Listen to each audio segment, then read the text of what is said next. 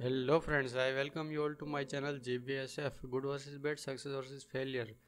So friends, आज हम जानेंगे कारगिल युद्ध हीरो कैप्टन विक्रम बत्रा के बारे में। कैप्टन विक्रम बत्रा की कारगिल युद्ध वीरता को देखते हुए उनको वीरता के सबसे शिखर सम्मान परमवीर चक्र से सम्मानित किया गया था। विक्रम बत्रा ने कारगिल में ऊंची चोटियों पर बहुत महत्वपूर्ण लड़ाइयाँ लड़ी थी। विक्रम बत्रा को पाकिस्तानी उनके कोड नेम शेर शाह से बुलाते थे। दिल मांगे मोर ये विक्रम बत्रा की फेमस लाइन है जो उन्होंने कारगिल वॉर के दरमियान बोली थी। ऐसे पराक्रम में विक्रम बत्रा का जन्म 9 सितंबर 1974 को हिमाचल प्रदेश के पालमपुर जिले के घूगर में हुआ था। वो ट्विंस पैदा हुए थे जिसमें विक्रम 14 मिनट बड़े थे विशाल से। उनके पिता गिरधारी लाल बत्रा सरकारी स्कूल के प्रिंसिपल थे और उनकी माता कमलकांता बत्रा स्कूल टीचर थी। विक्रम बत्रा ने अपना primary education DAV public school Palampur से और higher education central school of Palampur से कंप्लीट किया था। उनकी स्कूल आर्मी कंटोनमेंट में थी, इसीलिए स्कूल आते जाते उन्हें आर्मी की ट्रेनिंग या फिर एनसीसी की परेड देखने को मिलती थी। यहीं से उनके मन में आर्मी ज्वाइन करने की इच्छा जग गई थी। विक्रम बत्रा हर काम में आगे थे, फिर चाहे वो पढ़ाई हो या खेलकूद। स्कूल कंप्लीट करने के बाद उन्होंने डीएवी कॉलेज चंडीगढ़ से बीएससी साइंस में ग्रेजुएशन किया। ग्रेजुएशन के दरमियान उन्होंने मर्चेंट नेवी की एग्ज़ाम दी थी जिसमें वो पास हो गए थे और कुछ ही दिनों में ज्वाइनिंग ऑर्डर्स आने वाले थे। उन्हें हांगकांग में ड्यूटी ज्वाइन करनी थी, पर जाने के कुछ दिन पहले ही उन्होंने अपना मन बदल लिया और आर्मी ज्वाइन करने का फैसला कर लिया। उन्होंने अपने पेरेंट्स से कहा कि मैं शुरू से ही आर्मी ज्वाइन करना चाहता था और मुझे देश के लिए कुछ करना है, मैं आर्मी में ही जाना चाहता हूँ।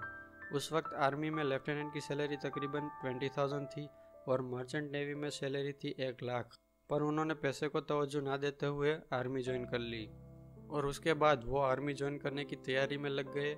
उसी दौरान वो पंजाब यूनिवर्सिटी से पोस्ट ग्रेजुएशन कर रहे थे। तब वो डिम्पल से मिले जो उनकी क्लासमेट थी। उनके रिश्ते फ्रेंडशिप से बढ़कर थे। वो एक दूसरे से शादी करना चाहते थे और ये बात विक्रम ने उनके माता पिता को भी बता दी थी।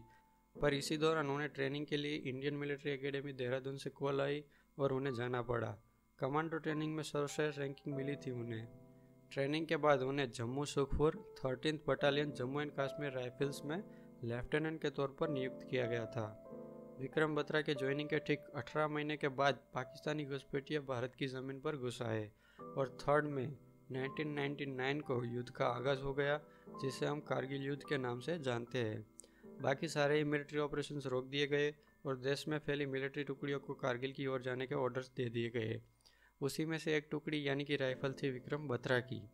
कारगिल पहुंचते ही सीधे ही विक्रम बत्रा के यूनिट को युद्ध में नहीं भेजा गया। उनको पहले ऊंची चोटियों पर चढ़ने और वहां की पतली हवा वाला क्लाइमेट में रहने की ट्रेनिंग दी गई। कारगिल के तोलोलिंग हिल पर पाकिस्तानी आर्मी अपना कब्जा जमा कर बैठी थी।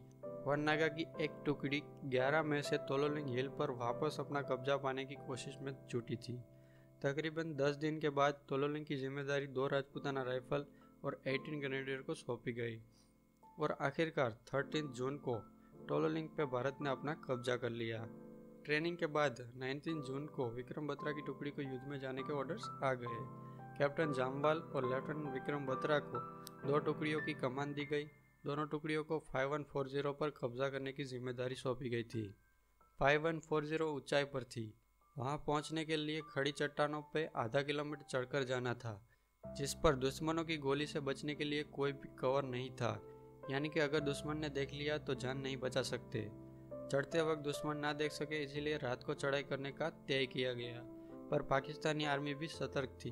वो फ्लेयर की रोशनी में ये बार बार चेक कर रहे थे कि कहीं इंडियन आर्मी ऊपर तो नहीं आ रही, यानी कि चढ़ाई करने के लिए यह ज़रूरी था कि दुश्मन उनके बंकर में ही रहे और इसीलिए इंडियन आर्मी की ओर से तोप की फायरिंग शुरू कर दी गई और फायरिंग के साथ साथ दोनों टुकड़ियां चढ़ाई करने लगी। पर तोप के गोले कहीं अपने ही नौजवानों को निशाने ना बना सके, इसलिए जनरली तोप तब तक चलाई जाती है जब तक हमारे जवान टारगेट से 400 मीटर से अधिक दूर हो। पर इस केस में बिना तोपों की फायरिंग आगे बढ़ना नामुमकिन था, इसीलिए फायरिंग तब तक जारी रखी गई जब तक टुकड़ियाँ 200 मीटर के दायरे में ना पहुंच जाए। जैसे ही टुकड़ियाँ 200 मीटर के दायरे में पहुंची तो फायरिंग बंद करवा दी। पर पाकिस्तान आर्मी को शक हो चुका था और वो बंकर से बाहर आकर गोलियां बरसाने लगे। तब विक्रम बत्रा और कैप्टन जामवाल ने यह फैसला लिया कि जब तक वो टारगेट के 100 मीटर नज़दीक ना पहुंच जाए तब तक गोलाबारी चालू रखे। यह फैसला उनके लिए बहुत खतरनाक हो सकता था, पर देश हित के लिए यह फैसला लेना उनके लिए कोई बड़ी बात नहीं थी। जैसे ही वो चोटी के 100 मीटर के दायरे में पहुंच गए, उन्होंने इन्फॉर्म किया कि अब तोपों की फायरिंग बंद कर दे। फायरिंग बंद होते ही चोटी के दोनों तरफ से दोनों ही कंपनियां टूट पड़ी। लेफ्टिनेंट विक्रम बत्रा ने आगे बढ़ते हुए पहले बंकर में ग्रेनेड फेंका और उसे नष्ट कर दिया। एक बंकर में घुसकर AK-47 से 2 पाकिस्तानी जवानों को मार दिया। उसके अलावा विक्रम बत्रा ने हैंड टू हैंड फाइट की, जिसमें उन्होंने 4 जवानों को मार दिया था। ये सब देखकर विक्रम बत्रा की टुकड़ी के जवानों में जोश भर गया। दोनों ही टुकड़ी ने मिलकर 7 बंकर नष्ट कर दिए। सुबह होने में 1 घंटा बाकी था और 5140 इंडियन आर्मी के कब्जे में थी। विक्रम बत्रा ने नीचे कॉल किया और कोड वर्ड में कहा, दिल मांगे मोर, यानी कि 5140 पे फतेह हो गई है। वो चोटी से बेस कैंप में नीचे आए। आर्मी चीफ ने भी उन्हें फ़ोन करके बधाई दी और वहीं पे उनका प्रमोशन हो गया। उन्हें लेफ्टिनेंट से कैप्टन बना दिया गया। उन्होंने अपने घर वालों से बात की, उन्होंने डिम्पल से भी बात की और ये भी तय किया कि वो जैसे ही युद्ध से वापस आएंगे वो शादी कर लेंगे। उसके बाद भारत के लिए अगला मिशन था 4875 पे कब्जा, क्योंकि 4875 से पाकिस्तानी आर्मी भारत के अंदर 30 किलोमीटर तक नज़र रख सकती थी। उस वक्त विक्रम बत्रा को तेज़ बुखार था और चोट भी लगी थी, पर फिर भी उन्होंने जाने की जिद की और वो मिशन पे निकल पड़े। पर 4875 पे 80 डिग्री की स्लोप वाली खड़ी चढ़ाई थी और हो सके तो मिशन रात को ही कंप्लीट करना था।